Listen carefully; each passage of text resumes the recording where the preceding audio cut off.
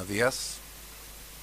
Bienvenidos a nuestro ciclo de conversaciones Carbono, Neutralidad y Negocios Sostenibles en el marco de la COP25, organizado por SOFOFA, Consejo Minero, País Circular y el Earth Center de la Universidad Adolfo Ibáñez. El paradigma de desarrollo está cambiando. El uso de la energía fósil ya no será más el motor del crecimiento. El mundo va hacia economías bajas en carbono y sustentables. Esta es una ola que ya llegó, es una ola a la cual o nos subimos o nos quedamos abajo. Como país podemos, en este nuevo contexto, liderar o ser seguidores. Al liderar se abren oportunidades que, aprovechadas a tiempo, pueden ser los nuevos motores de la economía nacional, regional y mundial. El ser seguidor, por cierto, conlleva riesgos. Conlleva riesgos de perder oportunidades, de quedar fuera de los mercados a los cuales estamos acostumbrados a participar. Chile ha dado una primera señal de querer ser líder. Se unió al selecto grupo de los países que han declarado querer ser carbono neutrales el 2050. Y digo declarados con intención. Hemos declarado querer ser carbono neutrales. Ahora hay que hacerlo realidad. El norte está fijado. ¿Cómo lo viabilizamos? ¿Cómo serán los nuevos negocios, las nuevas tecnologías disruptivas en las que basaremos el logro de este objetivo? Esa es la inquietud que nos motiva en este ciclo conversatorio. No nos vamos a concentrar en la ciencia, no nos vamos a concentrar en las preguntas por ahora de cuáles son específicamente las barreras, sino que cómo vemos a Chile el 2050 en este nuevo mundo. ¿Qué estamos haciendo hoy día? ¿Qué necesitamos seguir haciendo para llegar a ese futuro el 2050? Específicamente, el propósito de estos conversatorios es responder a la siguiente pregunta. ¿Cuáles son las oportunidades de negocio que se abren en el nuevo paradigma de desarrollo carbono neutral? Y hemos pedido a nuestros expositores que se sitúen en aquello. Vale decir, mirando lo que viene, ¿cuáles son las nuevas oportunidades de negocio? ¿Por qué? Porque dado el norte, finalmente la única forma de que sea viable el cambio es que sean oportunidades de negocio para quienes hoy día y a futuro van a estar produciendo. ¿Y cuáles son los temas elegidos en este ciclo conversatorio? Aquí permítanme que mi de formación académica, ingenieril y economista que tome importancia. Vamos a ver un gráfico. La carbono neutralidad en Chile, este es un ejercicio hecho por el Ministerio de Energía, uno de tantos, pero es un ejercicio muy útil para lo que voy a graficar. Un ejercicio que nos permite preguntarnos cómo logramos la carbono neutralidad al 2050 en Chile. Hoy día, esto es un gráfico en el que están las emisiones de CO2 desde hoy día hasta el 2050, y aquí tenemos las unidades, más o menos 100 millones de toneladas al año, o el año 2016-17. La línea roja son las emisiones, esta línea que va acá, y en verde lo que capturamos, lo que absorbemos, ¿no es cierto?, gracias a nuestros bosques. Por lo tanto, Chile, si bien en el neto, emite casi un poco más de 100 millones de toneladas, en el neto, como absorbe una determinada cantidad, emite en el neto 60 millones. ¿Y cómo se logra la carbono neutralidad? Dado que estas emisiones van a aumentar si no hacemos nada. Esto es lo que nos está diciendo. Vamos a pasar de 100 millones a 160, 170 millones de toneladas al año. ¿Cómo se pueden evitar? Bueno, ese es el motivo de nuestro conversatorio. Una primera es a través de la energía. El primer conversatorio que veremos hoy día. A través de la energía, energías renovables, retiro de centrales a carbón. Este es el rol que cumplen. Gracias a la energía renovable vamos a poder reducir esta línea roja acá. Gracias a las retiros centrales vamos a poder reducir otro poco más. Gracias después... Perdón. No se escucha, ahora se escucha, disculpen. Lo que estaba diciendo básicamente es que gracias a las energías renovables vamos a poder bajar hasta acá. Gracias a la energía, al retiro de centrales a carbón, este ejercicio indica que vamos a poder reducir otro poco más. Después tenemos electrificación térmica, tenemos electrificación motriz, que tienen otro efecto que está por acá. En total, cerca de un 35, un 40% total de las reducciones podrían venir del sector energía. Por lo tanto, ¿qué negocios va a haber que desarrollar y se viabilizan gracias, ¿no es cierto?, a la declaración de carbono neutralidad? Es una primera pregunta en el sector energía. Después tenemos las compensaciones. Hay sectores que no van a tener obligaciones de reducción, pero igual pueden reducir y ayudar a otros sectores a reducir sus emisiones. Estas son las compensaciones que aparecen acá. Y por otro lado, los bosques capturan una determinada cantidad. ¿Cómo nos aseguramos que las compensaciones y los bosques cumplan ese rol necesario para llegar, ojo, a la carbono neutralidad? Estamos acá, gracias a todas estas medidas vamos a poder reducir emisiones hasta por acá, y gracias a las compensaciones y al sumidero de bosque vamos a poder llegar a cero, que es lo que andamos buscando lograr. ¿Okay? La energía tiene un rol, las compensaciones tienen un rol, el transporte tiene un rol, la electromovilidad tiene un rol que se ve acá, reflejado en la cantidad. El hidrógeno y electrificación. El hidrógeno tiene un rol doble, ¿no? Tiene un rol, obviamente habrán vehículos a hidrógeno, en particular en la minería, por ejemplo, pero además Chile, al producir energía barata solar, podrá generar hidrógeno que podrá exportar al mundo. Es una nueva oportunidad de negocio que se abre. Transporte, y hay nuevas líneas de metro. Todos aportan. Circularidad. El cambio en la forma de hacer las cosas es un cuarto eje fundamental para lograr la economía baja en carbono y la sustentabilidad. La circularidad entonces se refiere en este caso a generación distribuida, ley de eficiencia energética, en fin, un conjunto de temas relacionados con la calefacción distrital y geotermal. Todo esto lo podemos incluir dentro de la idea de circularidad. Entonces, gracias a acciones en estas cuatro grandes líneas, vamos a poder, cuatro grandes ejes, vamos a poder cumplir, de acuerdo a este ejercicio, con la meta que andamos buscando. Y por último, ¿qué es lo que viabiliza todo esto? Las finanzas climáticas, finanzas verdes, el nombre que le quieran dar.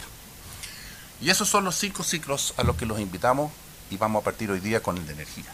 Energía, compensaciones, transporte, circularidad y finanzas son los 5 temas que vamos a tocar de aquí a la COP. El último, de hecho, se va a hacer en la COP en diciembre.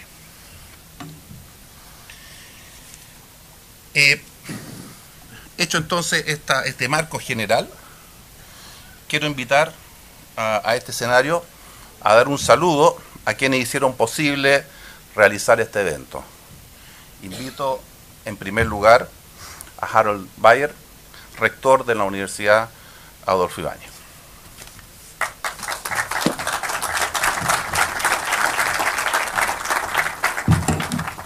Buenos días, bienvenidas y bienvenidos. El desafío de tener un país y quizás un planeta carbono neutral, es decir, tener emisiones netas de dióxido de carbono iguales a cero, es central para la generación que está viviendo el siglo XXI.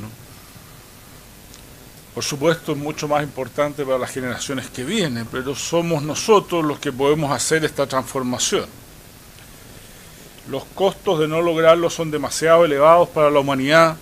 Hay que reducir las emisiones y aumentar la capacidad de retirar desde la atmósfera este dióxido de carbono.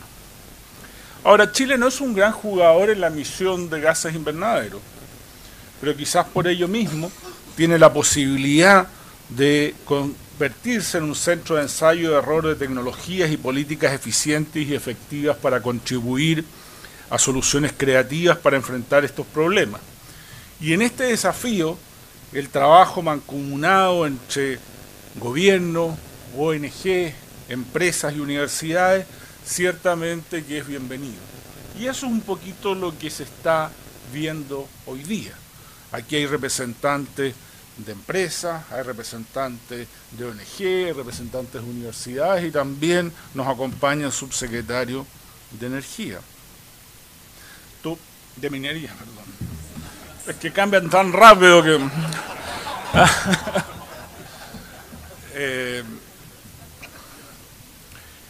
Y ciertamente, ¿no es cierto?, el espacio de conversación, la participación de todos ustedes enriquece estos diálogos, estos conversatorios.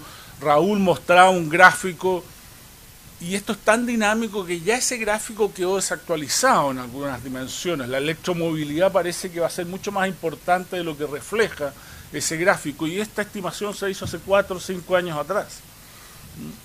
Eso da una tremenda oportunidad para poder, ¿no es cierto?, convertir Chile en una suerte de laboratorio donde las empresas, las políticas públicas, las universidades contribuyan realmente a lograr que Chile y el mundo sea un lugar carbono neutral. Esa es la invitación, de nuevo, desde el punto de vista de la Universidad Adolfo Ibáñez. Es un agrado compartir con estos partners y les damos las gracias por estar aquí. Muchas gracias.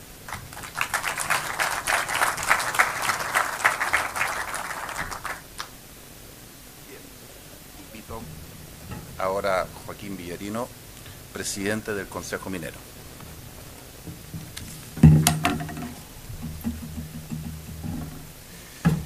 Muy buenos días, muchísimas gracias por acompañarnos esta mañana. Quiero agradecer al señor subsecretario de Minería que haya aceptado esta invitación, pero además fue de Energía y antes de Medio Ambiente, con lo cual creo que su currículum más que justifica su presencia en este caso, sobre todo por el tema que vamos a tratar. Quiero agradecer a los demás panelistas que van a contribuir a una conversación tremendamente interesante. La realización de la COP en Chile ha generado evidentemente una preocupación adicional a la normal sobre los temas ambientales y sobre todo sobre la emisión de gases de efecto invernadero, y también sobre la descarbonización en concreto, qué es, en qué consiste, cuáles son las metas que nos vamos a poner.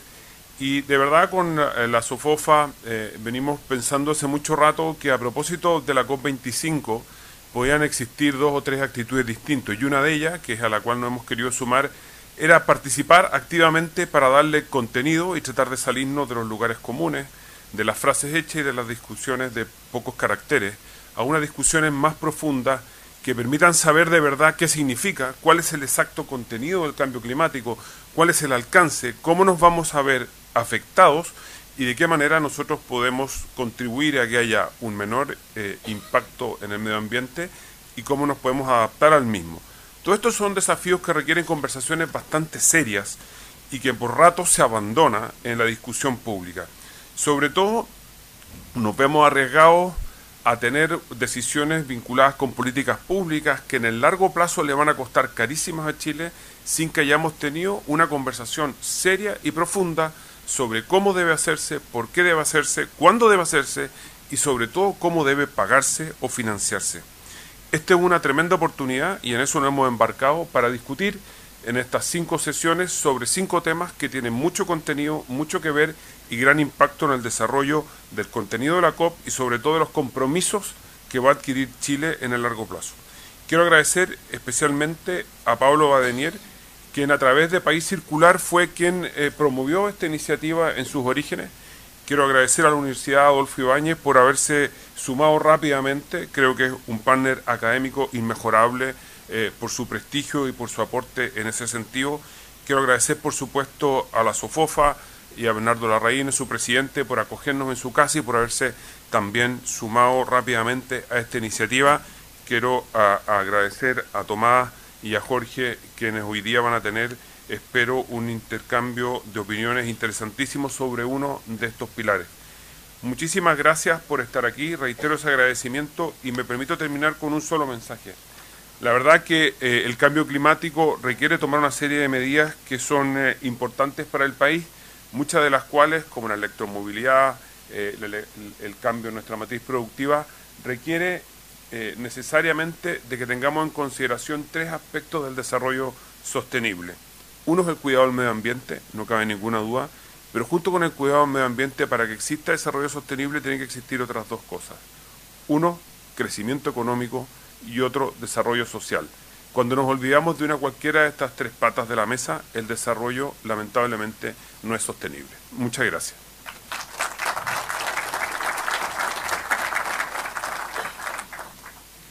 Finalmente, invito a dar un saludo a Bernardo Larraín, presidente de SOFOFA.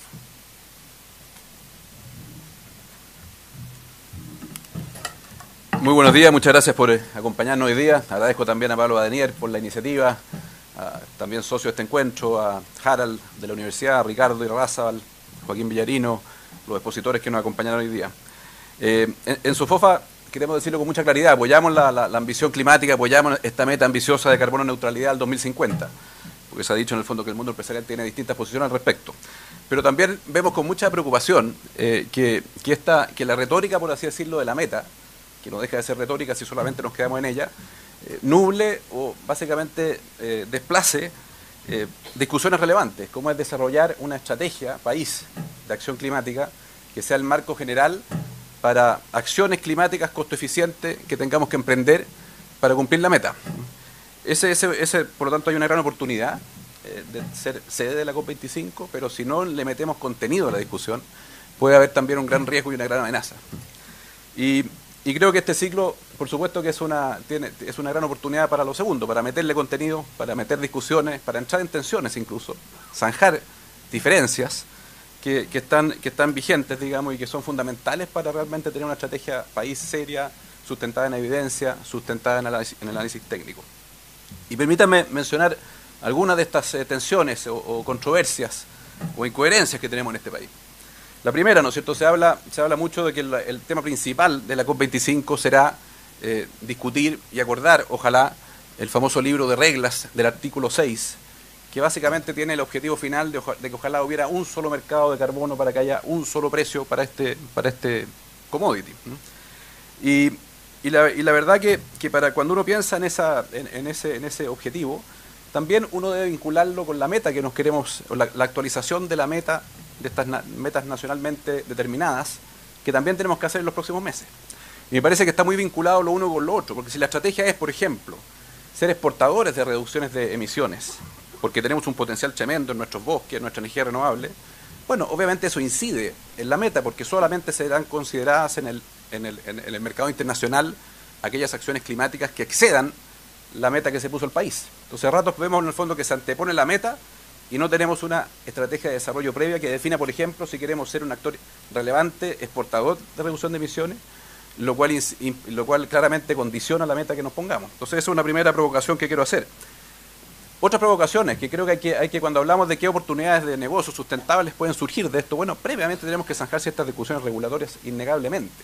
Cuando nos llenamos la boca, ¿no es cierto?, y celebramos justamente la electromovilidad y 100 buses eléctricos en el transporte público de Santiago, bueno, al mismo tiempo no miramos de frente los enormes privilegios que tiene hoy día el transporte con diésel que nunca hemos sido capaces de enfrentar. Si no somos capaces de enfrentar esas asimetrías regulatorias tributarias que tiene el transporte con diésel en el contexto de la COP25, ¿cuánto lo vamos a hacer? Siempre está la excusa, ¿no es cierto?, que no es posible políticamente. Finalmente el proceso político nunca da el ancho en responder ese desafío que es una vergüenza.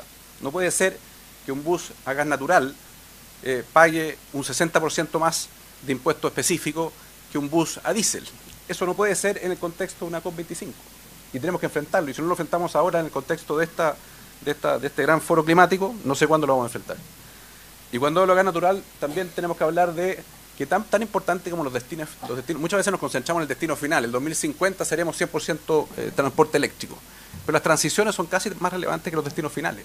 Y el gas natural va a ser un componente esencial de esa transición. Y lo ha sido en Estados Unidos. El año que más se redujo las emisiones de gas de efecto invernadero en el mundo fue cuando explotó el uso del shale gas en Estados Unidos. Es una primera provocación. La segunda, la primera era, ¿no es cierto?, el artículo 6, la segunda esta contradicción que tenemos en Chile de llenar la boca por la electromovilidad y no enfrentar el tema de los privilegios tributarios que tiene el transporte el combustible más ineficiente y más contaminante como es el diésel. Segunda incoherencia. Mientras con orgullo y legítimamente celebramos el enorme potencial que tiene Chile en energías renovables de base variable, solar, eólica, no queremos mirar de frente el que día a día, entre 6 y 11 de la noche, se pongan en marcha motores diésel, como nos mostró el caso ESAL. El caso ESAL de esa empresa, en el fondo, y justificadamente, porque tiene que cortar punta, en fin, bla, bla, bla, porque en esas horas del día hay costos marginales más altos. Bueno, hay muchas empresas que están echando a andar motores diéseles ineficientes, viejos, contaminantes, y no lo queremos ver eso. Y la contradicción se profundiza cuando sabemos que hoy día en Chile hay señales regulatorias para seguir instalando motores diésel, en circunstancias que hay creo que más de 5.000 megas instalados, un exceso de capacidad, pero hay más señales regulatorias para instalar motores diésel que para instalar generación renovable de base continua que otorga respaldo y almacenaje, o para instalar baterías, hidroelectricidad, geotermia, biomasa, termosolar, que son fuentes de generación que hoy día el mercado no la está apreciando, porque la regulación no establece incentivos para que se pongan esas fuentes. Entonces, nuevamente, una gran contradicción. Tenemos un gran potencial de energías renovables, por supuesto, de base continua, pero también requerimos fuentes renovables de otras características, almacenaje, baterías, para que no tengamos que estar echando a andar motores diésel entre 6 y 11 de la noche. Y insisto, hoy día la regulación incentiva más, porque hemos visto hoy día que se están instalando nuevos motores diésel en el país, en circunstancias que no se puede instalar una termosolar, una biomasa, una hidroeléctrica o incluso, volviendo a las transiciones, una central a gas natural, porque no hay señales de precio para ello. Tercera incoherencia, mientras sabemos que nuestros bosques son un enorme potencial de sumidero de gases de efecto invernadero, estamos completamente detenidos en una discusión completamente, no sé cómo llamarla, pero básicamente esta discusión de si las plantaciones que vamos a seguir haciendo serán solamente de bosque nativo o combinadas con especies exóticas. Y tenemos 3 millones de hectáreas que se están erosionando, que no tienen ningún uso alternativo, que solamente pueden ser forestadas con una combinación de bosques nativos y bosques exóticos.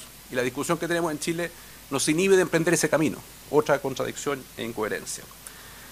Finalmente, la minería. La minería es protagonista de la electromovilidad. La electromovilidad va a ser protagonista de la reducción de emisiones de gases de efecto invernadero y, sin embargo, hay, ¿no es cierto?, discusiones legislativas en Chile que finalmente impiden o podrían impedir el desarrollo de parte importante de las reservas mineras que están en la zona central, cerca, ¿no es cierto?, de, por ejemplo, glaciares. Por lo tanto, yo creo que hay que hacer un llamado, digamos, de enfrentar tensiones, de enfrentar estas incoherencias con contenido, con sustento técnico, y no quedarnos en la retórica de la meta de la carbono neutralidad, porque esa retórica, finalmente, ¿qué puede ocurrir? Si nos quedamos en ella, el espacio que se va a generar para activar este debate climático se va a llenar con malas políticas públicas. Joaquín lo dijo en una entrevista hace algunas semanas. Tendremos un legado, tenemos una muy buena oportunidad de foto con acciones anecdóticas, como los 100 buses eléctricos para el transporte público, y dejaremos un legado de malas políticas públicas, un legado de un debate que no va a estar con suficiente sustento técnico, con suficiente evidencia científica. Por eso es tan relevante este ciclo de conversaciones a través del cual queremos nutrir este debate con evidencia, con ciencia, con conocimiento técnico y con experiencia de los sectores empresariales que están, en el fondo, que son los principales responsables de enfrentar el desafío de llegar a esa carbono neutralidad. Muchas gracias.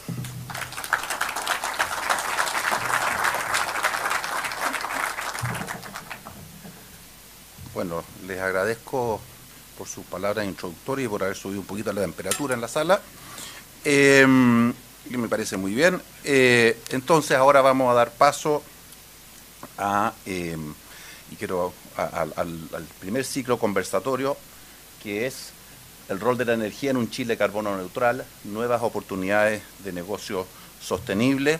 Ya hemos explicado que el objetivo fundamental, tal como indica su nombre, es identificar cuáles son las oportunidades que Chile tiene en el largo plazo, que tiene que hacer hoy día, que estamos haciendo para hacernos cargo y aprovechar esta oportunidad y levantar también algunos de los temas, ¿no es cierto?, que Bernardo acaba de explicitar tan claramente. Voy a ir nombrando a nuestros expositores y mientras los nombres, que por favor pasen adelante para sentarse acá, ¿no?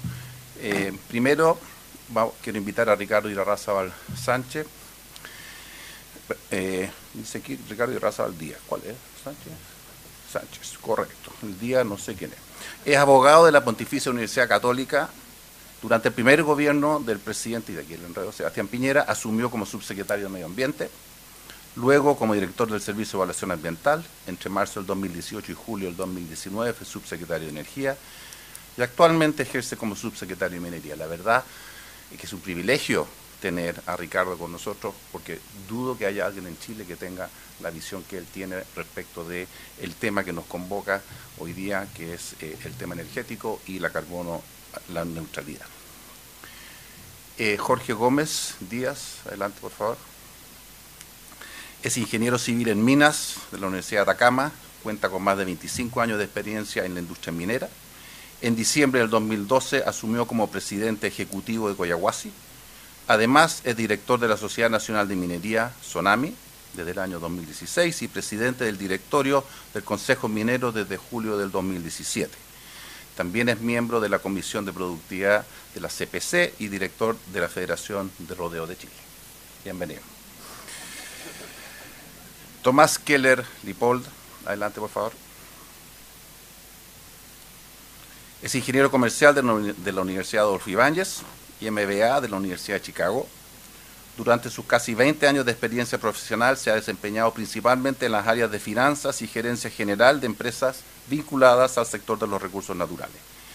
Desde octubre del año 2014 se desempeña como gerente general de la empresa Colbún S.A., una de las principales generadoras eléctricas de Chile. Previamente ejerció los cargos de presidente ejecutivo y vicepresidente de Administración y Finanzas de Codelco, diversos cargos en el Grupo Shell y como presidente ejecutivo de la compañía minera Doña Inés de Collahuasi. Es un panel de lujo para las preguntas difíciles que tenemos. Finalmente, el formato en que vamos a trabajar es que se le va a pedir a cada uno de los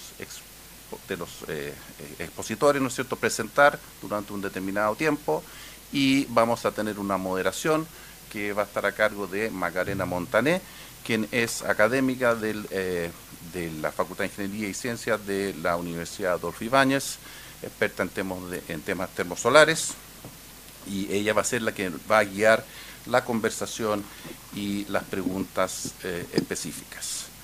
Entonces, con esto dejo... ¿Sí?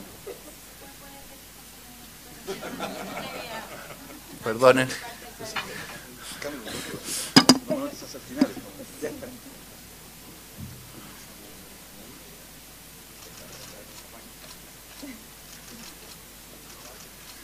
Mirando acá, por favor. Muchas gracias. Macarena entonces va a hacer la invitación a cada uno de nuestros panelistas y sobre todo, ¿no es cierto?, les va a controlar el tiempo para que no se nos pase la mañana en este tema tan interesante. Gracias. ¿Aló? Hola. Bueno, muchas gracias, Raúl, por la introducción. Muchas gracias a nuestros queridos invitados. Como bien Raúl decía, vamos a darle 10 minutos a cada uno para hacer una pequeña introducción sobre distintos temas, obviamente. Y cuando les queden 2 minutos les voy a hacer una pequeña señal, ¿ya?, para que vayan cerrando. Entonces, partiendo con Ricardo Irarrázaval, ¿quién mejor que él para darnos una visión sobre estos temas? Entonces, quisiéramos que nos hablara sobre cuál es el rol que juega la energía en el logro de la carbono neutralidad. ¿Qué estamos haciendo hoy para que el sector energía aporte efectivamente a la carbono neutralidad? Así como también cuáles son las oportunidades de desarrollo que se vislumbran para Chile con este nuevo paradigma. ¿Bien? Muy bien, pues muchas gracias, Macarena, muchas gracias a FOFA, Consejo Minero, a la Universidad, también a Pablo, por invitarme, y también un saludo a los panelistas. Quizás resulta interesante entender cómo de alguna manera, en algún momento específico de este año, se instaló la idea de la carbono neutralidad, porque las cosas no salen así como mandrake por obra de magia, sino que en muchos de estos temas hay bastante trabajo previo. Ahora, la verdad de la milanesa es que el concepto nació a partir de otro proceso, que fue el acuerdo voluntario de retiro de las centrales a carbón. Cuando a principios de año volvió Cristóbal de la Maza, que es jefe de la División Ambiental y Cambio Climático del Ministerio de Energía, y volvió su doctorado, empezamos a ver de alguna manera los efectos y la proyección de lo que pueda significar el retiro de las centrales termoeléctricas a carbón. Y empezaron a generar las primeras proyecciones y modelaciones de qué podía significar eso, entendiendo esta meta que nos pone el Acuerdo de París, porque lo del 2050 es por algo, ¿no es cierto?, porque justamente la idea de si tenemos carbono neutralidad para el 2050 a nivel mundial, de alguna manera nos acercamos a la meta de los 1,5 grados, ¿no es cierto?, desde la época preindustrial. Entonces, en ese contexto, y un poquito un carro que lo empezó a tirar, ¿no es cierto?, lo que significó el retiro de las centrales a carbón, se empezó a estudiar esta temática. Ahora, una temática que se empezó a estudiar y que partía de un contexto energético chileno bastante particular y quizás muy distinto a contextos energéticos de otros países. ¿Por qué? Porque en Chile, efectivamente, después de lo que significó la sequía, ¿no es cierto?, a finales de los 90 y lo que significó el corte de gas en el 2000, bueno, el panorama energético en Chile cambió. Lo que el 2006 era el 20% de la matriz eléctrica en base a termoeléctrica a carbón, pasó actualmente a ser el 40%. Y además con centrales termoeléctricas bastante nuevas.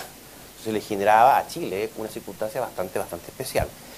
Ahora, eso de alguna manera también gatilló no solamente una discusión desde el punto de vista ambiental respecto a ese proceso de retiro de la central de carbón, sino que, tal como lo decía Joaquín, una discusión también de los impactos económicos y sociales de ese proceso. ¿Y qué significaba eso en el cronograma de retiro de las centrales y en las fechas que se establecían? Porque evidentemente uno tiene que entender, no solamente para el retiro de la central a carbón, sino que para todo el proceso de la carboneutralidad, cuáles van a ser las consecuencias económicas y sociales.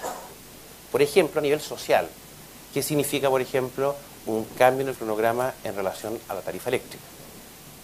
Pensemos, por ejemplo, lo que significó la marcha, ¿no es cierto?, de los chalecos amarillos en Francia. ¿Qué lo gatilló? Bueno, el aumento al impuesto al carbono. Entonces, si uno no tiene consideración los elementos sociales, de alguna manera uno puede poner en entredicho, puede significar una problemática en lo que significa estos procesos. Y también, y yo coloco la tarifa en el tema social, ¿ya?, pero también los temas económicos. ¿Qué significa esto desde el punto de vista de la infraestructura que se requiere, especialmente, no solamente centrales, sino que especialmente en líneas de transmisión?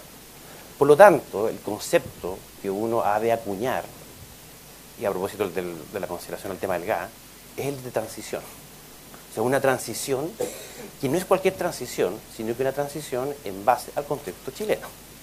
Ese contexto de ese 40% de las centrales termoeléctricas, de esa edad de las centrales termoeléctricas, de las circunstancias sociales y económicas del país, que seguimos siendo un país en vía de desarrollo. Eso evidentemente es la discusión de fondo que hay que plantear. Y eso obviamente nos lleva a una discusión muy importante, especialmente en lo que significa esta transición energética en relación a la costo-efectividad de las medidas, del mayor o menor impacto de las medidas y también de lo que significa aquellas medidas que se pagan solas versus aquellas medidas que de alguna manera hay que poner, por así decirlo, lucas sobre la mesa, o incentivos desde el punto de vista del Estado, o incentivos que se llevan generando en el tiempo.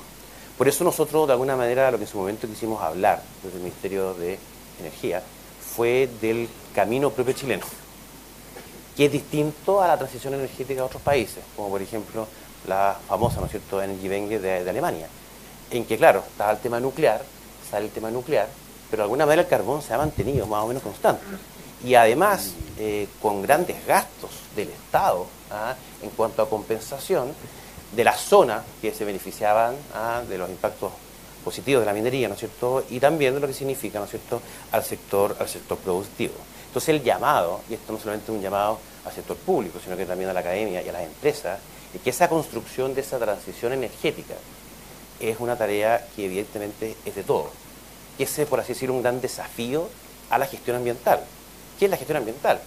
Es la compatibilización, pero ojalá al menor costo posible, ¿ya? Porque eso te permita, obviamente, avanzar mucho más rápido. Y es por eso tan importante, ¿no es cierto?, rescatar, uno, el tema de la transición, dos, que es un plazo, ¿no es cierto?, que uno tiene una meta, pero tiene que llegar y ver cómo llega a esa meta. Y muy importante el tema de la costo-efectividad. Y claro, la carbono neutralidad, como lo mostraba el profesor Ryan, parte de la base, ¿no es cierto?, de que hay un elemento que se mantiene fijo, que es el tema de los bosques. Pero ese elemento que se mantiene fijo y que nos permite llegar a la carbono neutralidad al 2050 podría moverse, para bien o para mal. Y como que el gran ausente de esta discusión, creo yo, a propósito de un comentario de Bernardo, es justamente el tema de los bosques. ¿Qué ocurre con los incendios? ¿Qué temas tienen que ver en el fondo con el riesgo respecto al control de incendios? qué hacemos para mejorar la absorción de los bosques.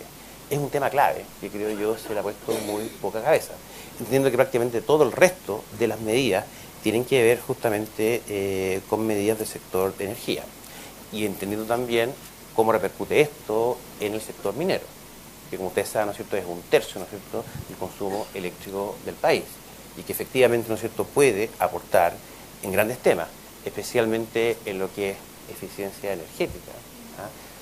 Del sector minero, solamente para recordar, pensemos que el 7% total de las emisiones de Chile, ¿no es cierto?, son emisiones directas del sector minero.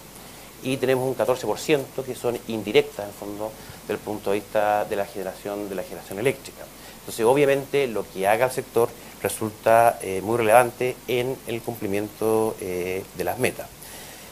Se ha hablado de electromovilidad, y todos sabemos, en el fondo, lo que significa la minería respecto a la electromovilidad. Y entendiendo además que la electromovilidad, especialmente en transporte, es una medida que perfectamente podría pagarse sola. No así en lo que significa la electromovilidad privada. La eficiencia energética también es una medida que debiera pagarse sola, ¿ya? Y obviamente lo que significa la electrificación. Y en caso de la industria minera, ¿no es cierto?, especialmente lo que puede significar la introducción de camiones a hidrógeno y también de algunos procesos que pueden electrificarse. Entonces, eso, si de alguna manera lo llevamos adelante, claro, son temas que se pagan solos. Pero hay una serie de otras medidas que no se pagan solas. Por eso es tan fundamental, ¿no es cierto?, incluir mecanismos de costo-efectividad. Y ahí sí hay un rol del Estado. Tenemos todavía un tema pendiente que tiene que ver con el proyecto de ley de permisos de emisiones transables. La lógica de la compensación. Nosotros con SOFOFA, desde el Ministerio de Energía, se firmó un convenio justamente para llevar adelante mecanismos o un banco de compensación de emisiones. O sea, hay una gran cantidad de temáticas, que hay una pega privada importante, como la que está llevando delante la SOFOFA, pero también una pega pública muy importante, habilitante muchas veces para que aquello genere reglas claras, en consonancia, obviamente, con lo que finalmente se determine respecto al artículo 6. Solamente para terminar, hay un rol de las políticas públicas. El legado de la COP debiera ser la costo-efectividad. Lo que se va a discutir es el artículo 6, que tiene que ver con costo-efectividad. Seguimos siendo un país en vía de desarrollo. Es clave, ¿no es cierto?, entender qué es una transición energética, ¿ya? Ahí entra el gas. Hay muchos factores, ¿no es cierto?, que ayudan, ¿no es cierto?, a sacar este tema hacia adelante.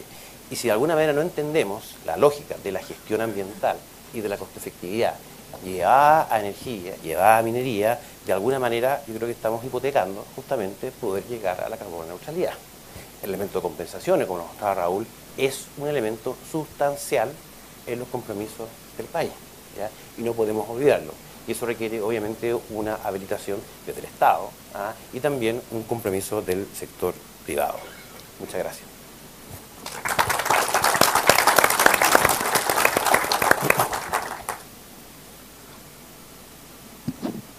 Muchas gracias, Ricardo.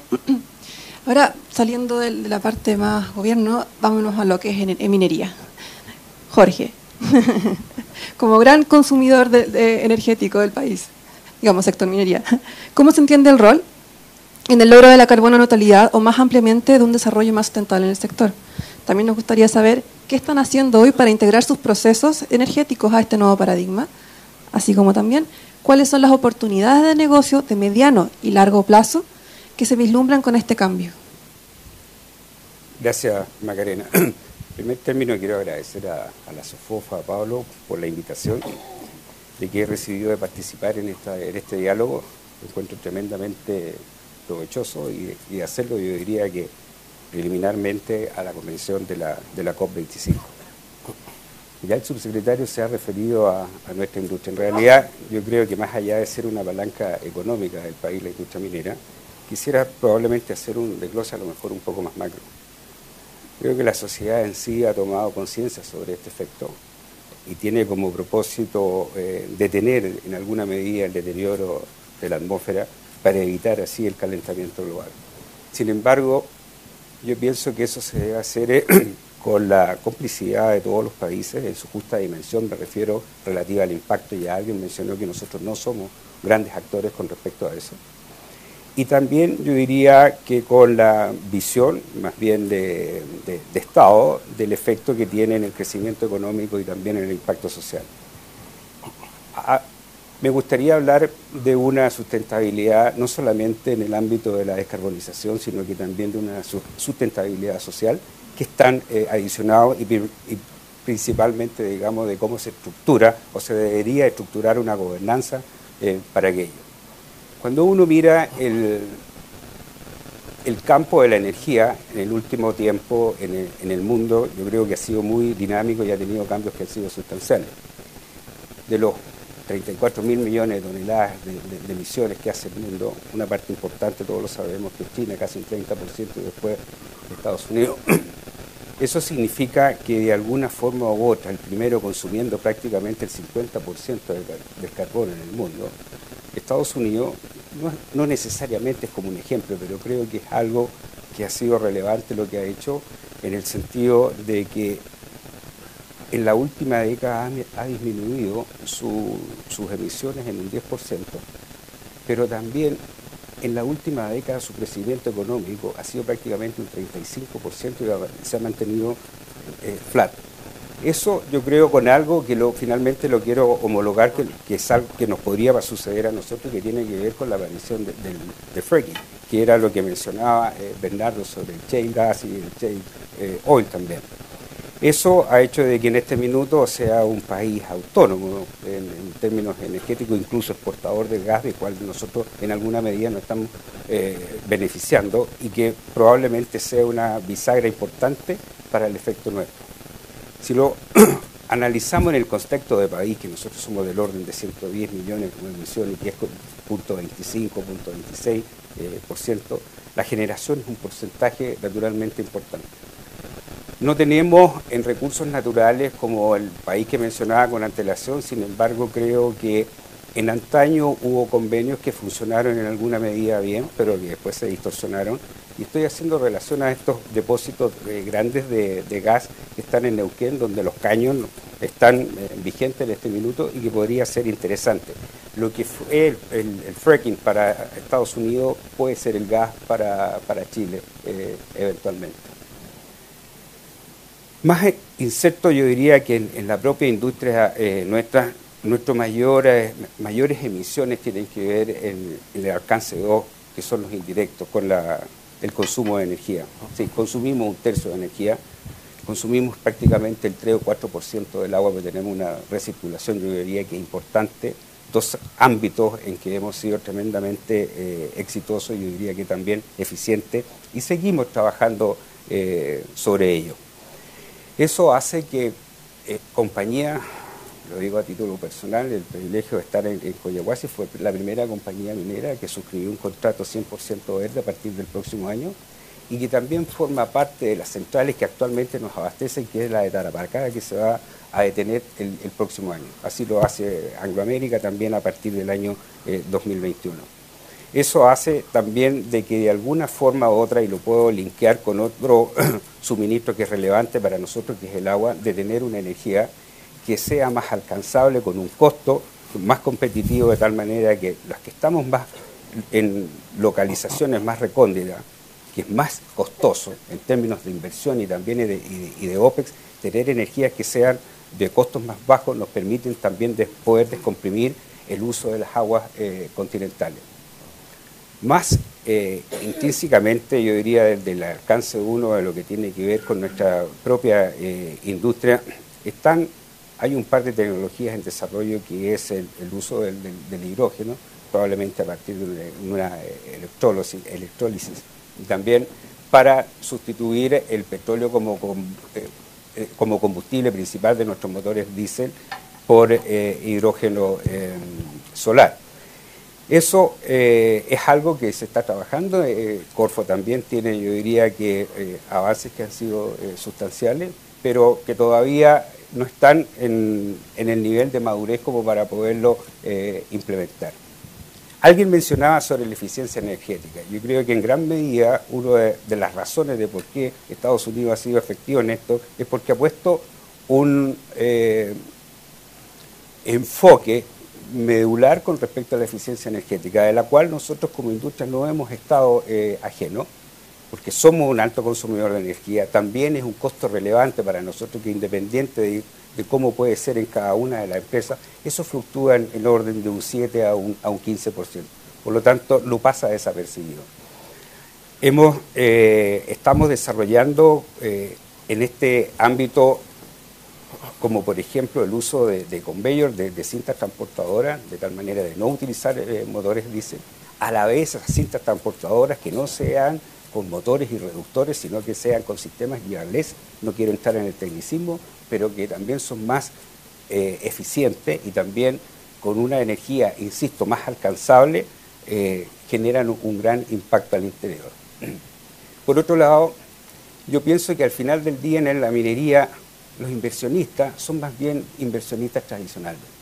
Si bien históricamente, en los últimos 15 años, vale decir en el PIC, del año de los 90 hasta el 2005, uno puede ver la productividad total de factores de Chile, que fueron muy significativas, de más de un 3%, en gran medida estuvo apalancada por las inversiones y por los proyectos Greenfield que se desarrollaron en la minería. Eso significó, yo diría, de que prácticamente triplicar la producción de cobre. ¿Por qué evolucionó esto? Porque al final del día, parte de la descarbonización y de la mejor condición humana que el mundo quiere y que nosotros estamos trabajando en ello, necesita también más minería, necesita más cobre, necesita más litio, necesita más cobalto. Y ahí viene el justo equilibrio. No vaya a traspasarse esto finalmente en un costo social y que no tiene relación con los justos equilibrios que al final del día son los que permanecen en el tiempo. También creo de que esto es un impacto económico y es un tema financiero. Aparecen oportunidades de financiamiento de los bonos verdes para proyectos que vayan en esa dirección, de los cuales yo diría que dentro de las tecnologías, del mejoramiento de nuestros procesos, con la incorporación de nuevas tecnologías, podemos tener acceso a eso. En síntesis, creo que somos un protagonista, naturalmente, pero sí hemos hecho esfuerzos, yo diría que más bien en un ámbito mucho más amplio y no específicamente en lo que es la descarbonización en un 100%. Lo vemos con una perspectiva más holística.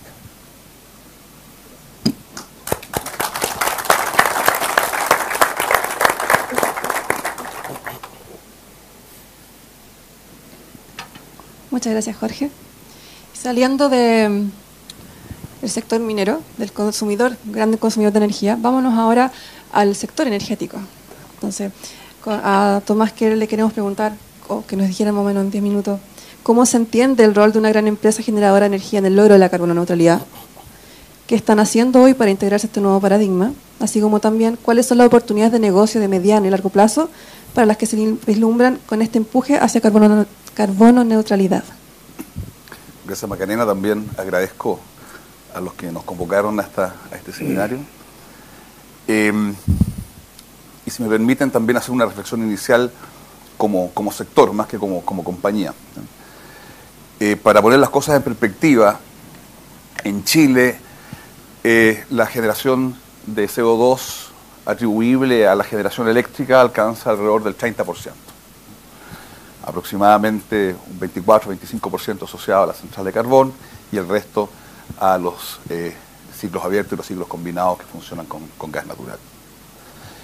Y por lo tanto, cuando hablamos del desafío de la carbono neutralidad, ciertamente que el sector de generación eléctrica tiene un rol muy importante que jugar. Pero también no podemos perder de vista de que el desafío es transversal, y las cifras que acabo de indicar así lo sugieren. Hay, por lo tanto, un 70% de generación de gases de efecto invernadero atribuible a sectores de la economía distinta a la generación eléctrica propiamente tal. Y afortunadamente el sector eléctrico y el sector de la generación eléctrica en particular está a la vanguardia y es quizás hoy día claramente el principal protagonista de la solución de este camino de transición hacia la carbono neutralidad. y eso obviamente toma la forma de la generación eléctrica en base a fuentes limpias, la hidroelectricidad, que ya está presente en el país de forma importante, la generación eólica, la generación en base solar, la geotermia, etc. Y por lo tanto, me parece que el sector eléctrico en general se ha hecho cargo de manera importante de este gran desafío que es avanzar hacia una sociedad menos intensiva en emisiones de gases de efecto invernadero y un clima más, o una sociedad más resiliente al cambio climático. Y cuando uno mira las cifras que dicen relación con las inversiones que se están haciendo en el sector, vemos que casi exclusivamente estas se están concentrando en tecnologías que consideramos limpias y que en definitiva entonces son un aporte a este objetivo de reducir la emisión de gases de efecto invernadero. Nos preocupa, sí, por supuesto, que todavía no tenemos un marco regulatorio coherente, creo que lo mencionó Bernardo hace un rato atrás, donde por una parte se incentiva la mayor participación de estas tecnologías limpias y por otra parte también, ¿cierto?, se avala y se fomenta indirectamente también la instalación de tecnologías que no son consistentes con este primer objetivo. Pero de eso seguramente vamos a hablar más adelante. Por lo tanto, hoy día el sector eléctrico está ya jugando un rol muy importante en la descarbonización a través de sus programas de inversión, y me parece que es un gran aporte y hoy día la principal solución al problema que tenemos como sociedad. Esto obviamente también lo hemos recogido en Colbún como empresa. Tenemos un programa de inversiones bastante ambicioso, una ambición de ojalá poder duplicar nuestro parque actual de generación en base a tecnologías hidro, solar y eólica. Tenemos un portfolio de proyectos que hoy día ya exceden los 3.000 megas, que apuntan y apuntalan esa meta, y estamos muy confiados de que también como empresa vamos a hacer una contribución importante a esto. De hecho, nos hemos planteado una meta bien concreta, en el sentido de disminuir en más de un 50% nuestra huella de carbono de acá al año 2030. Y como todos saben, nos hemos comprometido a cerrar nuestra única central a carbón que tenemos operando en el sur a la cuadra del año 2040, y vamos a volver sobre eso más adelante. Por lo tanto, como empresa, como sector, como empresa, estamos jugando este rol, yo diría, pivotal, este rol o como mayor protagonista en la descarbonización.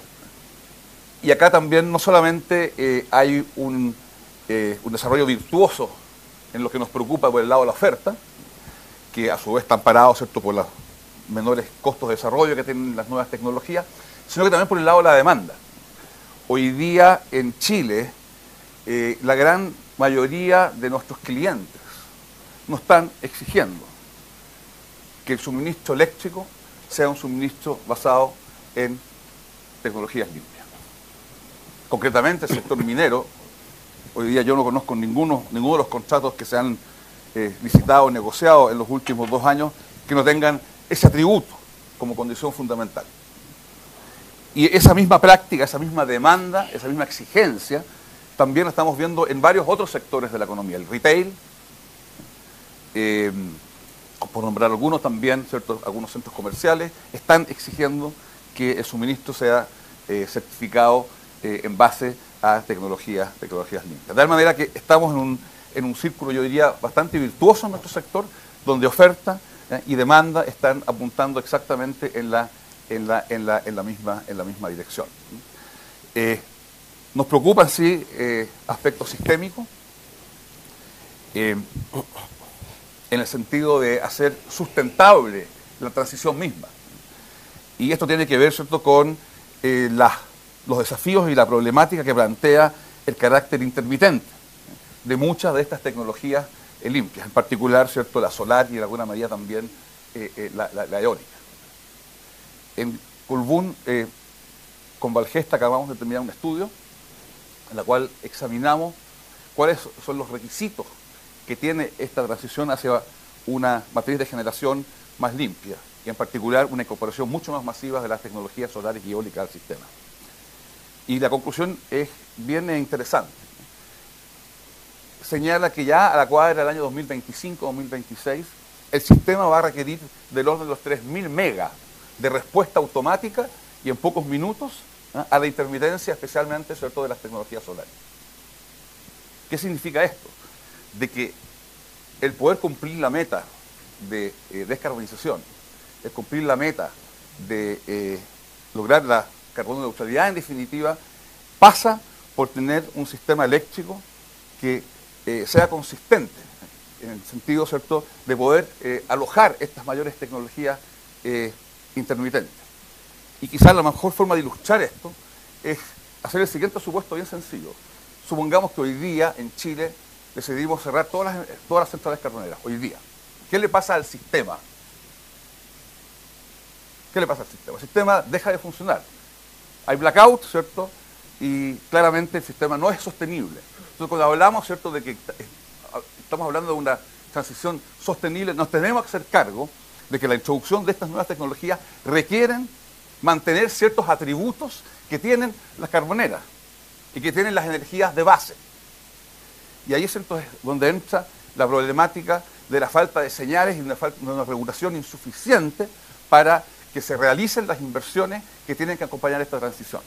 Sea esta batería, sean estos centros centrales hidro con capacidad de regulación, sean ¿cierto?, el perfeccionamiento, la sofisticación de las centrales a ciclo combinado, que den respuesta entonces en tiempos muy limitados de tiempo a las intermitencias de las energías renovables de fuente variable. Eso lo echamos de menos y eso estamos permanentemente insistiendo y tocando todas las puertas como empresa y ciertamente también como sector. Este es un diagnóstico que tenemos como sector en general, y Corbún en particular, y ojalá que podamos avanzar en eso en forma urgente. Uno piensa que el año 2025, el año 2026 está muy lejos, pero hemos visto, ¿cierto?, que en materia de regulación, adaptación y las inversiones mismas, ¿cierto?, tienen un periodo de maduración tal, ¿cierto?, que hace urgente que empecemos a legislar, que empecemos a regular, que empecemos a dar las señales de precio desde ya. Eso es.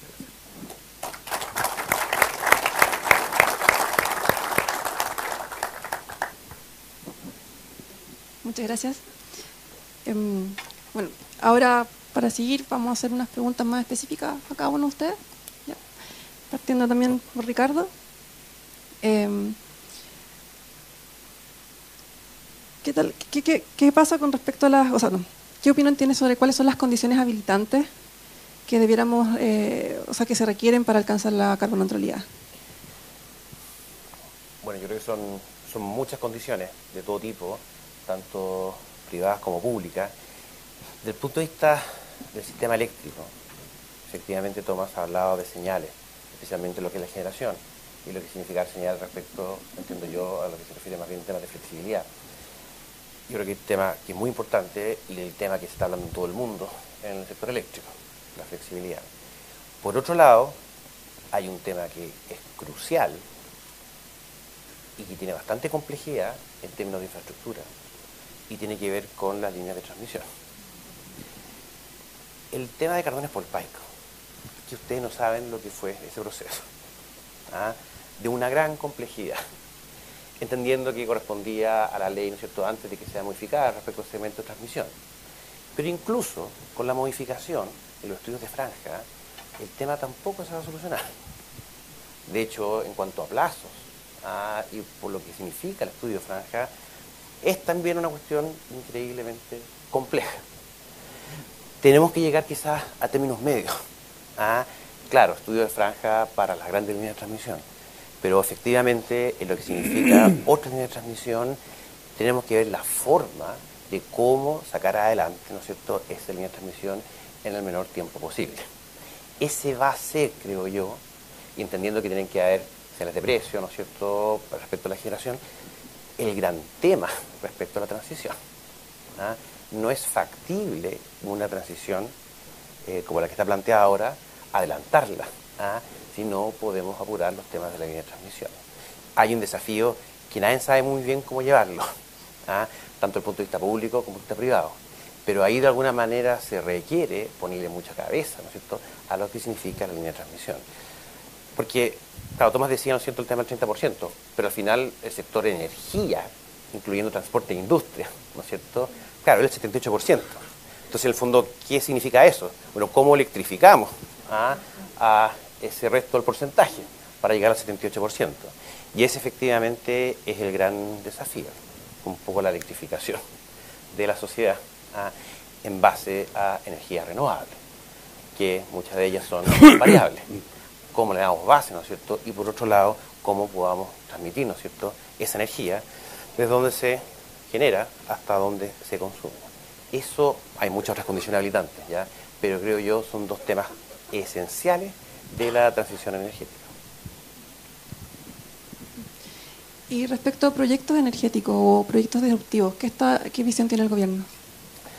Bueno, hay un proyecto de ley que es muy importante y que fue aprobado recientemente en la Comisión de Minería y Energía, que es el proyecto de ley de eficiencia energética. Es un proyecto de ley que quedó, por así decirlo, pendiente de la agenda del gobierno anterior, porque generaba señales algunas veces contradictorias, en el sentido un poco de ir señalando, bueno, porcentaje de eficiencia energética a determinadas industrias, y no entendiendo que detrás de la eficiencia energética lo que hay, ¿no es cierto?, es bastante una lógica de sostenibilidad. O sea, una cuestión que puede generar buenos negocios a la compañía, ¿no es cierto?, y además réditos ambientales.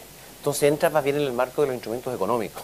O sea, tú cómo das señales e información para que cada empresa, ¿no es cierto?, tome sus mejores decisiones que nos lleve. Y porque la eficiencia energética es un segmento muy importante en lo que significa esta transición energética. Ese proyecto de ley es súper relevante y evidentemente todo lo que apunte a la costo-efectividad. Y recordemos lo que ha sido la historia de las leyes de permiso de emisión transable en el país. Desde, ¿no es cierto?, sus orígenes, en que la ley 19.300 no la incorporó formalmente, sino que a propósito de los planes de descontaminación, artículo 47, artículo 48, se señala, ¿no es cierto?, este tema va a ser regulado por una ley de permiso de emisión transable. Luego, un proyecto de ley, ¿no es cierto?, que introdujo el expresidente Ricardo Lagos, que se llamó Ley de Bonos de Descontaminación. Más bien pensado especialmente en contaminantes locales, aunque era más macro. Y como de alguna manera hubo bastante oposición, creo yo, de muchas ONG, ¿no es cierto?, esto de comerciar con el aire, etcétera, etcétera. Ahora el tema clave, ¿no es cierto?, y desde el punto de vista más político, es que al incluir no solamente los temas de contaminantes locales, sino que también los temas de contaminantes globales, creo yo, le da una legitimidad mucho mayor para poder discutir este tema. Y es un tema bien relevante, porque sin perjuicio de otras medidas que se puedan sacar adelante, sea a nivel de impuestos u otros instrumentos, pero al final lo que le da, como por así decirlo, una mayor igualdad en lo que significa atribuirle a cada industria lo que son sus emisiones y ver cuánto cada industria puede reducir sus emisiones, es justamente una discusión sobre los permisos de emisión transables, en que tú haces un análisis industria por industria, cuánto contribuye y bueno, y cuánto son las metas del país, ¿no es cierto?, hacia futuro y cómo eso tú lo vas actualizando. Yo creo que ahí hay un desafío muy importante que tenemos que tomar como país, ¿no es cierto?, en relación justamente a establecer buenas lógicas de política pública para sacar adelante la transición energética, que no es fácil.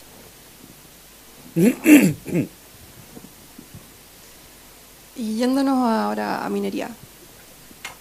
Jorge. De nuevo. Sí, de nuevo. Y tomando también el tema de proyectos disruptivos. ¿Qué líneas de negocio están potenciando hoy en día en minería? A ver, en primera instancia quisiera mencionar de que en realidad el mundo ha tenido o está en un proceso de transición que es gigante en el ámbito económico. Y quiero mencionar de que una economía básicamente fundada en combustibles fósiles, el negocio del petróleo sigue siendo el negocio más grande del mundo, hoy en día está en un proceso de transición hacia energías renovables no convencionales. Creo que el gran hito de esto, y que ayuda naturalmente, tiene que ver en que el negocio de las energías renovables es un buen negocio. De lo contrario, creo que podríamos haber tenido una problemática no menor. Y eso es concordante, digamos, con el impacto que tiene con la generación sobre las emisiones también. Y por ende, el efecto que a nosotros nos produce en forma indirecta. Muchas veces, probablemente la gran mayoría acá presente ha escuchado de que nuestros costos se incrementan en el tiempo, los rasgos, los anfiteatros se profundizan, por lo tanto el consumo de energía, y tanto con alcance primario y secundario, diésel y energía eléctrica, son crecientes en el tiempo. Por de pronto, vuelvo a sostener que la incorporación de energías renovables a costos que sean competitivos es una gran ayuda, digamos, en la línea de negocio de nosotros. Y probablemente el ámbito más interno tiene que ver con la eficiencia de nuestros propios procesos, pero con la incorporación de tecnología, no al revés, en el sentido en que creo que tenemos una gran oportunidad. La gran mayoría de las compañías lo está haciendo por las propias condiciones de mercado y lo que nos ha tocado, yo diría, vivir a partir del año 2015, de una situación compleja, digamos, financiera, después de haber vivido un superciclo del cobre bastante longevo, que yo creo que ninguno de nosotros quería que finalizara. Pero naturalmente yo diría que así fue y nos hemos tenido que adaptar. Yo diría que todas esas lecciones, todos esos pasados que pueden haber sido un poco tortuosos, hay un aprendizaje que es notable. Y cuando uno empieza a hacer el escaneo, yo diría, más minucioso, más profundo, ve que aquí hay una muy buena oportunidad. Y la oportunidad también desde el punto de vista de energía, para lo que mencionaba sobre el uso de celdas de combustibles con hidrógeno solar, cuando tenemos acceso a energía y a agua a precios que son competitivos, es una gran oportunidad para la industria. Gracias. ¿Y qué visión tienes sobre el cobre verde? A ver, el cobre verde yo creo que definitivamente debería tener una transversalidad. Yo mencionaba recién de que los inversionistas históricos en la minería metálica se mantienen, independiente de que en el último tiempo, en este ciclo alto, se hayan incorporado algunos y hayan salido y finalmente probablemente defraudados del ámbito minero. Sin embargo, yo en lo personal he podido ir viendo un cambio en los cuerpos directivos de las principales empresas del mundo, y no ajeno, digamos, a lo que son los directores de las empresas nacionales también, en que probablemente hace 20 o 25 años atrás, cuando yo inicié la incursión en esta industria, los estados de resultados eran prioritarios y eran lo más relevante. Hoy en día, con mucha frecuencia, uno escucha de que los directores y los accionistas le dicen, mire, en realidad me parece bien, pero también ocupe parte importante de su tiempo en que este negocio sea sustentable en el tiempo.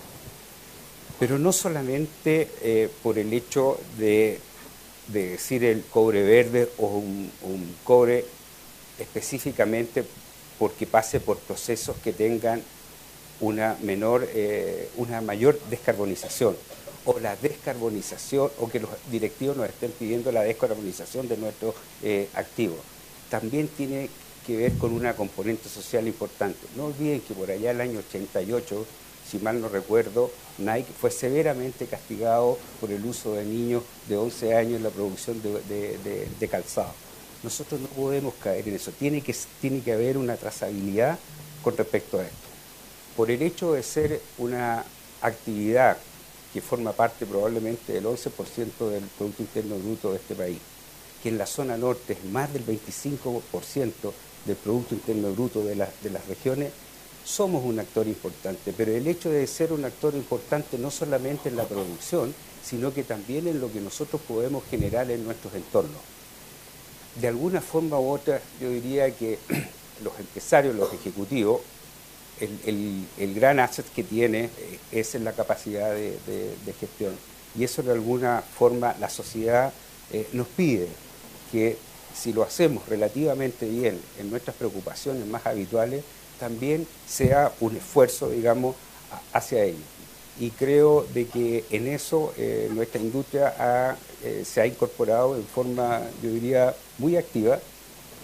Naturalmente que conozco más el proceso de nuestra propia compañía, que en función de lo que es la fundación educacional que coadministramos, sin saber ni ser expertos nosotros en educación, pero vuelvo al mismo punto de la capacidad de gestión, de poder tener el liceo donde tenemos los mejores puntajes de CIMSE a nivel nacional, en liceos técnicos me refiero.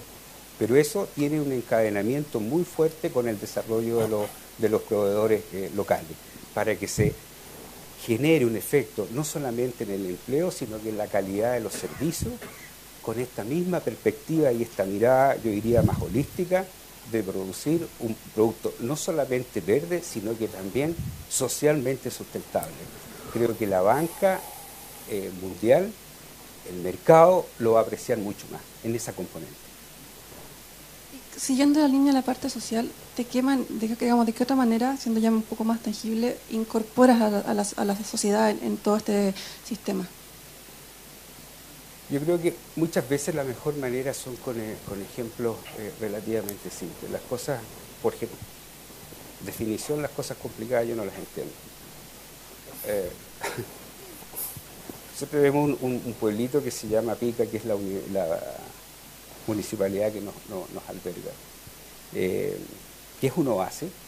Primeramente empezamos a trabajar con ellos para mejorar su capacidad de regadío y posteriormente ahora último se ha transformado en una potencia alimentaria y en gran medida, por ejemplo, las verduras que consume nuestra gente, que no son pocos, alrededor de 6.000, y de otros pueblos aledaños, son producidas ahí, pero con un impulso hacia ellos.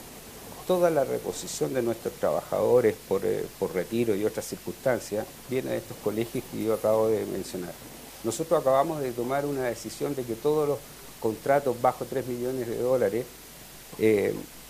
para las empresas regionales se libere la boleta de garantía y se cambie por una póliza. Eso significa que toda esa capacidad de crédito que tiene un costo financiero lo pueden reinvertir en su propia empresa. Esos son señales profundas y concretas para el desarrollo, digamos, de la región y del país. Gracias.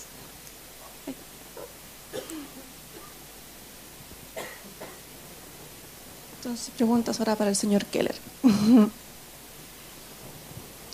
Primera, ¿qué oportunidades vieron al sumarse al compromiso voluntario de la descarbonización?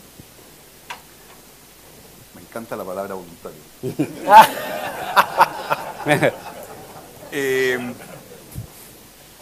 Yo creo que es muy importante desde un punto de vista de la señal, especialmente, ¿no? De la señalización. Chile es claramente uno de los países más afectados con los impactos del cambio climático. Y es por eso que nos parece, como compañía, de que es importante aportar a todas las señales y a todas las iniciativas que tengan que ver con avanzar en la reducción de la emisión de gases de efecto invernadero. Y acá me gustaría hacer un pequeño paréntesis. Una de las cosas que a mí me intrigan y hasta cierto punto me ofenden como chileno. El problema del cambio climático hoy día, más que un problema de flujo de emisiones de CO2, es un problema de stocks de CO2, que tiene que ver con lo que ha pasado en los últimos 100 años, y donde le cae una responsabilidad fundamental a los países más desarrollados. Y no sé en qué momento de la discusión se perdió esa asignación de responsabilidades que conversen con el origen del problema. Pero en fin, eso ya parece aparentemente water under the bridge, ¿cierto? Y hoy día estamos en una situación en la cual sentimos que todos tenemos que contribuir en forma simétrica, ¿cierto?, al tema desde un punto de vista del concepto de flujo. Habiendo dicho eso, y como empresa chilena claramente nos identificamos con la problemática y con ser parte de la solución. Y ciertamente que la descarbonización va en la dirección correcta. Y por eso nos pareció que es importante sumarnos a esta iniciativa, y la hemos apoyado también en forma franca y abierta, y al subsecretario eso le consta. Habiendo dicho eso, esta ruta, la ruta que se fijó está llena de desafíos. Yo lo dije antes. El subsecretario también hizo alusión a algunos de los hitos importantes que necesitamos para que esto funcione. En primer lugar está el desafío de la expansión del sistema de transmisión. O sea, para poner en contexto esto, hay algunas discrepancias respecto de cuál es la magnitud del esfuerzo, pero por lo menos hay que entre duplicar y triplicar el sistema de transmisión chileno en los próximos 15 años para que los objetivos de descarbonización sean viables y factibles. Punto 1. Y 2, también lo mencionó el subsecretario, necesitamos una ley de flexibilidad, una ley, ¿cierto?, que dé las señales de precios que permitan efectuar las inversiones en aquellos activos que cuenten con los atributos de las centrales que estamos sacando del sistema. Y tercero, y eso también lo refrendó el estudio que hizo el coordinador a propósito, ¿cierto?, de la mesa de descarbonización que tuvimos en su oportunidad, dependemos y seguimos dependiendo en alguna medida de cuáles las condiciones hidro del país.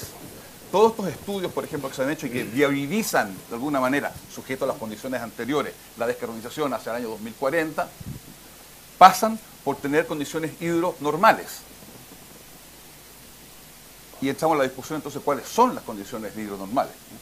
Claramente los últimos 10 años marcan una trayectoria distinta al promedio histórico, que es el que normalmente se toma como referencia para hacer las proyecciones, ¿cierto?, del sistema eléctrico en el largo plazo.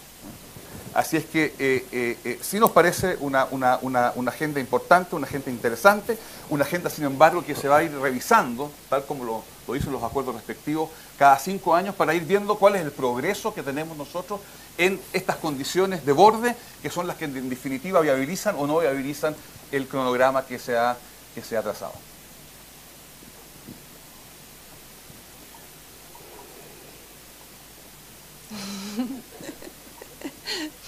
Otra pregunta, ya yéndonos un poco a los tipos de tecnologías renovables.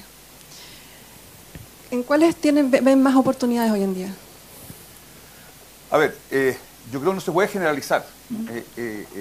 Hay proyectos solares mejores que otros, más atractivos que otros. Lo mismo es válido para las tecnologías, la eólica, por ejemplo. Y va a depender de un número importante de factores, pero quizás entre los más importantes mencionar, obviamente, las condiciones de radiación, en el caso de las solares, y las condiciones de viento, y la modulación, ¿cierto?, del viento en los lugares en los cuales se emplazan en los proyectos. Uno no puede hablar de un proyecto típico solar o un proyecto típico eólico, va a depender mucho de las condiciones, insisto, fundamentalmente de radiación, por un lado, y de las condiciones de viento por el otro. También es muy importante definir cuán accesible es al proyecto el sistema de transmisión. Pasa a ser un componente importante del CAPEX del proyecto, cuán cerca está la central, ¿cierto?, del sistema de transmisión. Y en tercer lugar, también la topografía del terreno juega un rol importante en la decisión, ¿cierto?, si un proyecto es más o menos atractivo. De tal manera que hablar, ¿cierto?, de proyecto estándar no existe.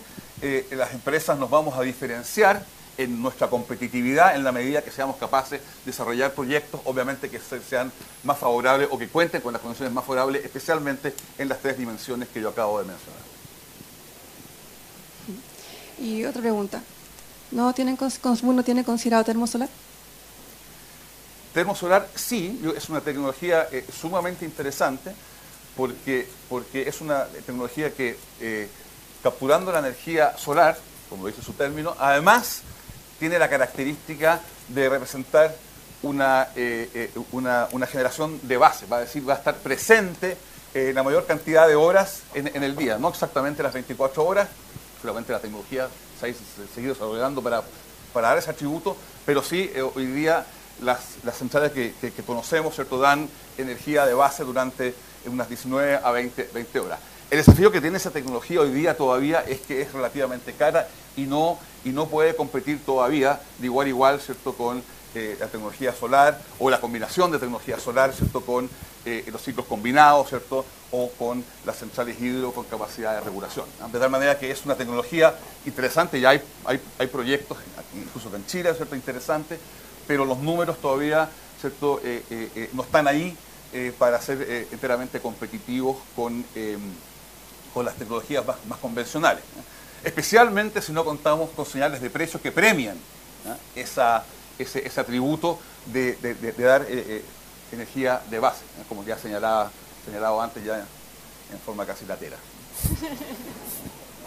Muchas gracias.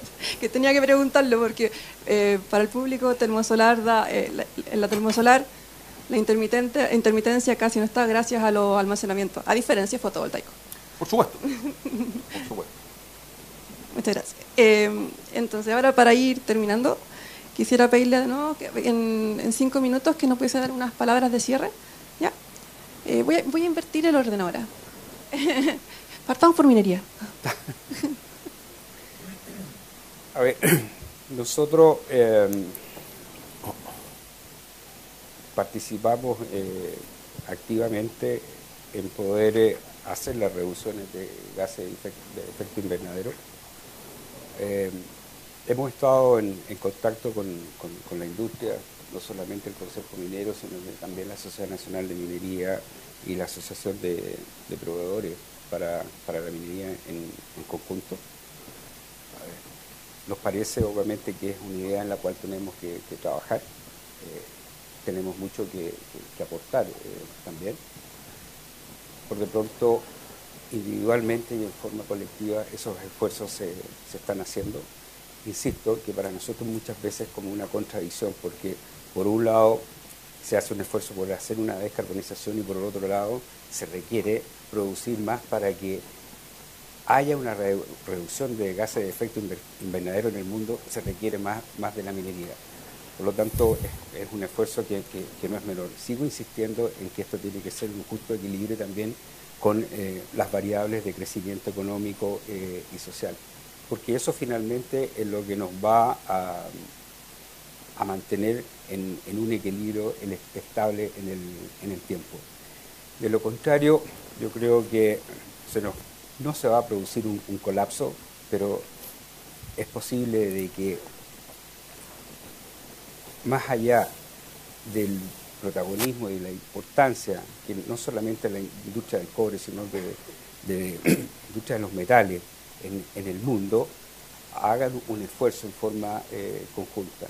Y eso tiene que ser de la mano también, obviamente, que de la generación, de la academia, de los centros tecnológicos que de alguna forma u otra nos ayudan y nos puedan proveer algunos cambios que sean sustantivos, que nos presenten cambios cuánticos en el ahorro y en la eficiencia de nuestros procesos.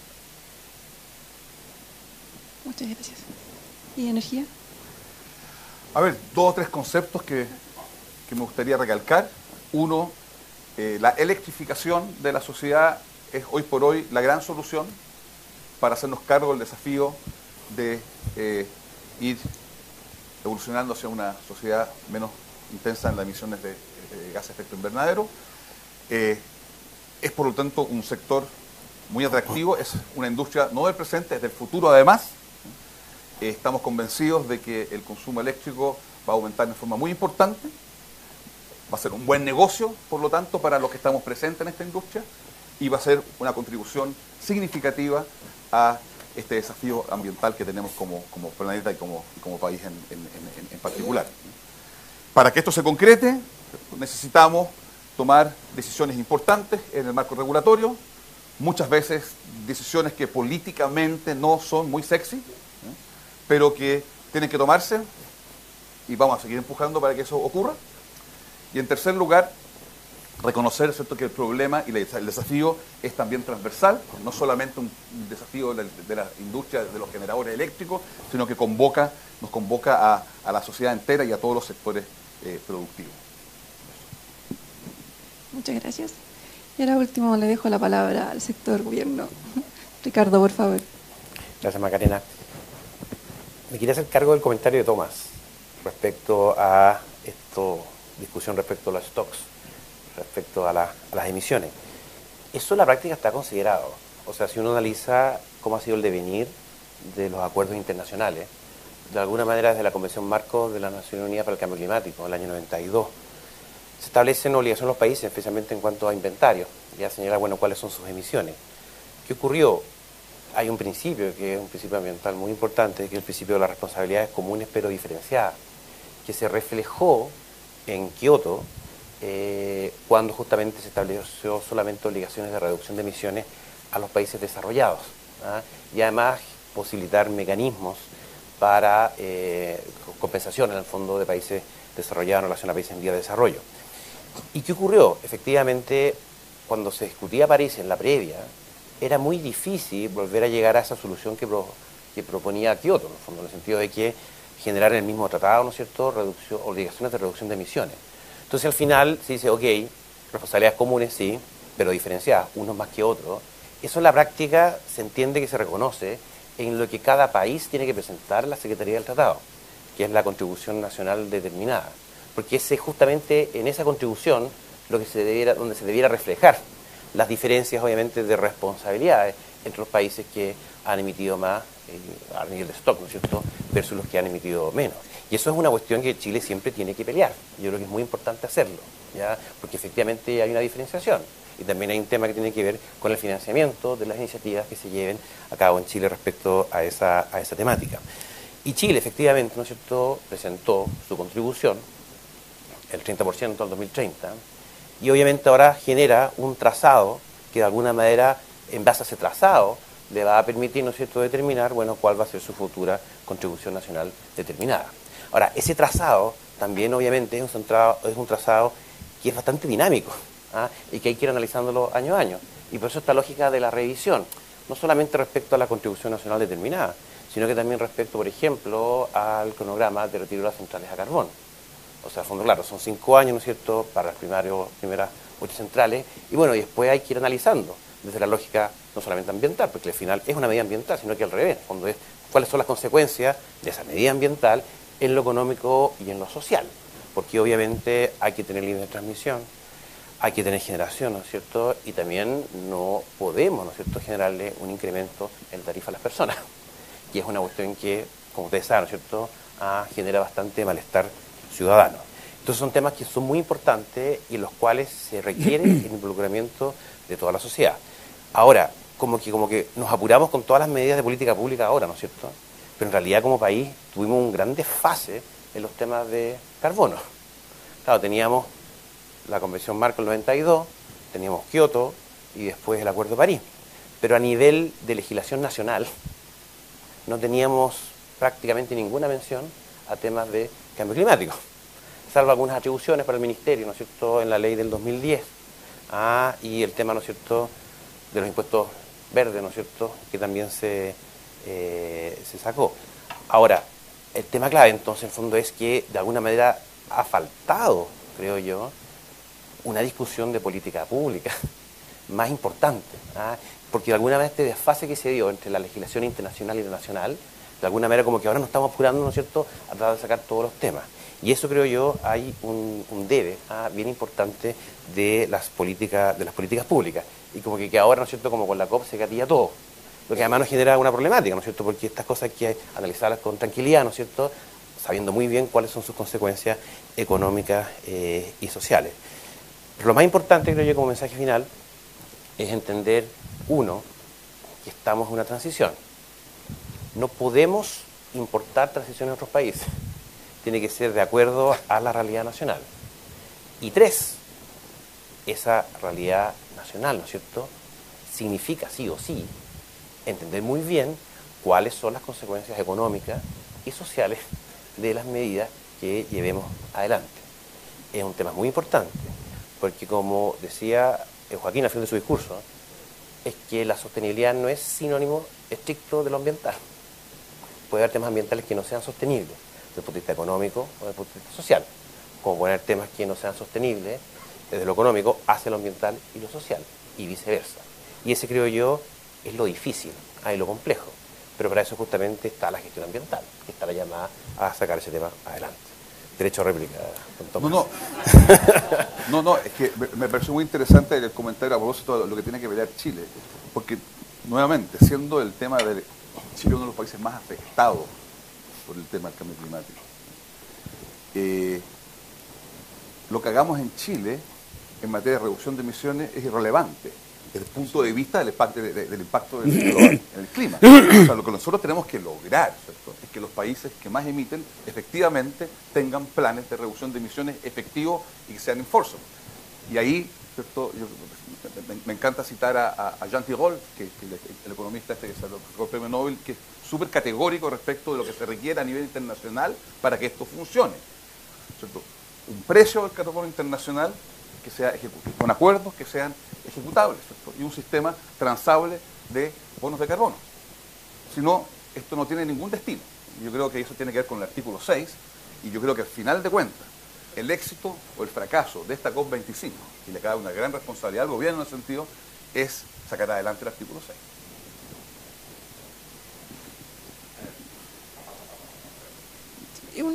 Quiero salir un poquito del libreto, pero un pequeñito. ¿Tienen pensado cómo seguir el momentum de la COP25? ¿Cómo seguir el momentum? Claro. Es que ellos son el momento. No, sí, yo creo que el problema no va a ser, o sea, bueno, efectivamente hay grandes temas para la COP25. Yo creo que la gran situación es el ex post de la COP25. A eso voy, a eso voy. Como de presión ex post, ex COP. ¿Ah? Es como una especie como de síndrome que creo que se nos podría dar en el fondo de no seguir con la discusión de política pública bien fundamentada, con datos duros en el fondo, que yo creo que es lo más relevante. Yo creo que obviamente el tema del artículo 6 es el gran tema. Ya, o sea, si desde el punto de vista jurídico-ambiental uno quiere sacar una buena lección o un buen legado de lo que podía hacer la COP, es justamente poder sacar adelante ese artículo. Gracias. Quiero cerrar agradeciendo a todos por estar, a todas y todas, ¿no es cierto?, por estar acá, a nuestros expositores, Ricardo, Jorge, Tomás, Macarena. Creo que no voy a tratar de resumir porque se han dicho muchas cosas, pero simplemente indicar que un primer tema que a mí me parece muy interesante es que la carbono neutralidad es una condición clave, pero no única para la sustentabilidad, y que el objetivo final es la sustentabilidad. Lo segundo, la importancia de las políticas públicas, de la coordinación. Y lo tercero es que los números tienen que dar, privado, socialmente, ¿no es cierto?, y públicamente. O sea, los números tienen que dar para todos lados. Son tres temas que me quedan dando vuelta.